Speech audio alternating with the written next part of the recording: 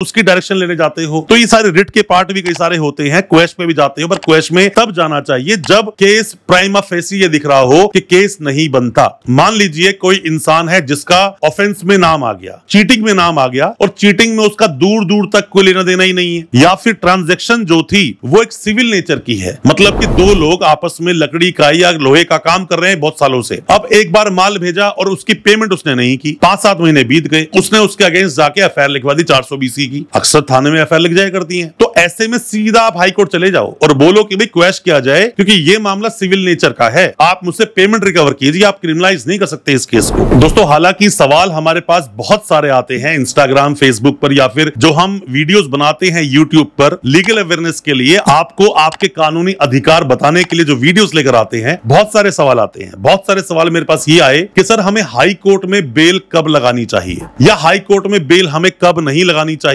Supreme court हमें कब जाना चाहिए बेल लगाने के लिए किसी भी केस के लिए। तो दोस्तों पहले हाई कोर्ट के बारे में डिस्कस करेंगे कि हाई कोर्ट कब तो आपको चले जाना चाहिए इमीडिएटली और कब आपको नहीं जाना चाहिए, कब आपको वेट करना चाहिए। हाई कोर्ट के बारे में जितने भी सवाल आपके दिल में है, लगभग सभी सवालों के जवाब आपको इस वीडियो से मिल जाएंगे। ज्यादा कुछ जानने के लिए कब आपको बेल हाई कोर्ट लगानी चाहिए कब नहीं, दोस्तों बने रहिए हमारे इस वीडियो के साथ। दोस्तों आप में से कोई भी नए वकील साहब है, कोई भी लॉ स्टूडेंट है, आप पर कोई भी केस मुकदमा हुआ है या आपका सगा संबंधी जानकार कोई भी जेल में है, वीडियो बहुत काम का है, वीडियो पूरा देखें और जाने कब बेल लगाएं और कब नहीं लगाएं। दोस्तों हाई कोर्ट में बेल लगाने के लिए, दोस्तों बेल ही नहीं, आप क्वेश के लिए भी जाते हो हाई कोर्ट में, आप रिट लगाने भी जाते हो हाई कोर्ट में, आप बेल लेने जाते ही हो, कई बार डायरेक्शंस लेने जाते हो, कई बार कुछ गलत कर रही है पुलिस उसकी डायरेक्शन लेने जाते हो। तो ये सारे रिट के पार्ट भी कई सारे होते हैं, क्वेश में भी जाते हो, पर क्वेश में तब जाना चाहिए जब केस प्राइमा फेसी ये दिख रहा हो कि केस नहीं बनता। मान लीजिए कोई इंसान है जिसका ऑफेंस में नाम आ गया, चीटिंग में नाम आ गया और चीटिंग में उसका दूर दूर तक कोई लेना देना ही नहीं है, या फिर ट्रांजैक्शन जो थी वो एक सिविल नेचर की है, मतलब कि दो लोग आपस में लकड़ी का या लोहे का काम कर रहे हैं बहुत सालों से। अब एक बार माल भेजा और उसकी पेमेंट उसने नहीं की, 5-7 महीने बीत गए, उसने उसके अगेंस्ट जाके एफआईआर लिखवा दी 420 की। अक्सर थाने में एफआईआर लिख जाया करती हैं। तो ऐसे में सीधा आप हाई कोर्ट चले जाओ और बोलो कि भाई क्वेश किया जाए क्योंकि ये मामला सिविल नेचर का है, आप मुझसे पेमेंट रिकवर कीजिए, आप क्रिमिनलाइज नहीं कर सकते इस केस को। तो ये एक अलग मैटर हुआ। अब मान लीजिए आपका कोई सगा संबंधी जानकार कोई भी जेल में है। दोस्तों देखो केस मैटर करता है, किस केस में आप बात कर रहे हो, किस केस में तो हाई कोर्ट इमीडिएटली जाना चाहिए, किस केस में हाई कोर्ट रुक के जाना चाहिए, किस केस में जाना ही नहीं चाहिए। अब कोई इंसान बोले कि सर चोरी का केस है, चोरी का केस है, पहली बार चोरी में नाम आया, चोरी भी कितनी हुई, 50-60 हजार रुपए का सामान ले लिया हमने, सर बेल लगाई थी, बेल हमारी खारिज हो गई। मतलब आपने सीएमएम कोर्ट के अंदर गए, आपने बेल लगाई, बेल खारिज हो गई। अब आप सेशंस कोर्ट गए, कुछ आपने बोला बट वहां से भी बेल नहीं मिली, खारिज हो गई। अब सीधा आप हाई कोर्ट चल दिए। दोस्तों हाई कोर्ट में भी जाओगे, महीना, 1.5 महीना, 2 महीने लगेंगे ना सुनवाई होने में, क्योंकि जैसी पहली तारीख होगी तो डायरी मंगाई जाएगी या चार्जशीट मंगाई जाएगी या नोटिस किया जाएगा, उस आईओ को डिटेल लेकर आएगा, इतने में तो आपकी चार्जशीट ही लग जाएगी और चार्जशीट लग जाएगी तो बेल ही हो जाएगी। तो ये सब कुछ डिपेंड करता है केस टू केस। अब कोई इंसान आ जाए कि सर एनडीपीएस का केस है, एनडीपीएस के केस में अब डिपेंड करता है क्वांटिटी क्या है, small quantity, intermediate quantity, commercial quantity. Commercial quantity में आपको बेल हाई कोर्ट या सुप्रीम कोर्ट से ही मिलेगी। अगर आपके पास बहुत ही स्ट्रॉन्ग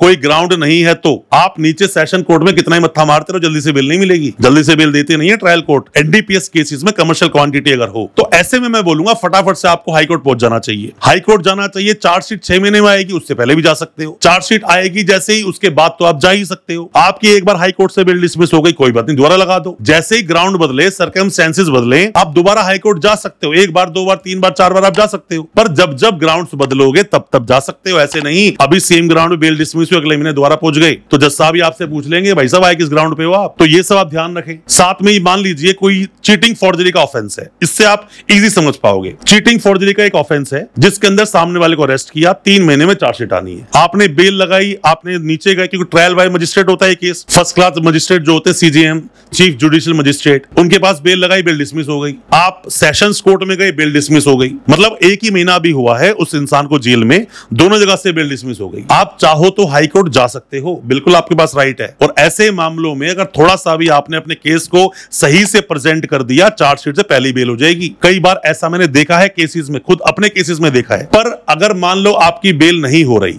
2-2.5 महीने हो चुके हैं, 3 महीने में चार्जशीट आने ही वाली है, फिर आप अभी हाई कोर्ट मत जाओ, आप चार्जशीट लगने ही दो, क्योंकि हाई कोर्ट जाने के बाद महीने 2 महीने आपको लग सकते हैं। हाई कोर्ट में कई बार प्रोसेस लंबा होता है, 6-6 महीने लग जाते हैं। तो हाई कोर्ट जाने से पहले आप केस की सीरियसनेस देख लो और ये देख लो आप सेशन कोर्ट से बेल ले पाओगे या नहीं ले पाओगे। अगर चार्जशीट जल्दी में लगने वाली है तो वेट कर लो, चार्जशीट को बहुत लंबा समय लगने वाला है तो सीधा हाई कोर्ट पहुंच जाओ। और अगर हाई कोर्ट ने बेल डिसमिस कर दी और आपको लगता है कि नहीं ग्राउंड बहुत सॉलिड है, तो आप सुप्रीम कोर्ट चले जाओ। सुप्रीम कोर्ट भी दोबारा जा सकते हो, जब जब सर्कमस्टांसेस बदलेंगे, जब जब ग्राउंड्स बदलेंगे आप जा सकते हो। दोस्तों हाई कोर्ट के पास ना खास करके रिट में बहुत ज्यादा पावर होती है, बहुत ज्यादा। आपको लगता है किसी भी फंडामेंटल राइट का वायलेशन हुआ है, आपको 41A का नोटिस नहीं दिया जो दिया जाना चाहिए था और पुलिस ने अरेस्ट कर लिया, आप रिट लगा दो, आप जाइए वहां पर बेल मांगने के लिए, आप बेल मांगो, बेल भी हो जाएगी, रिट लगाओ, डायरेक्शन पास हो जाएगी। मान लीजिए आपका कोई केस है, आपने कोई कंप्लेंट किसी अगेंस्ट की, अब पुलिस वाले उस फाइल को दबा के बैठे, 1 साल हो गए, चार्जशीट नहीं लगा रहे, तो ऐसे में क्या करोगे? हाई कोर्ट ही जाओगे, ऑब्वियसली बात, हाई कोर्ट जाना पड़ेगा आपको। आप हाई कोर्ट जाइए, रिट लगाइए, फटाफट डायरेक्शन होगी और वो पुलिस वाला मुश्किल से 15-20 दिनों के अंदर अंदर ही जैसे ही वहां सुनवाई होकर ऑर्डर होता है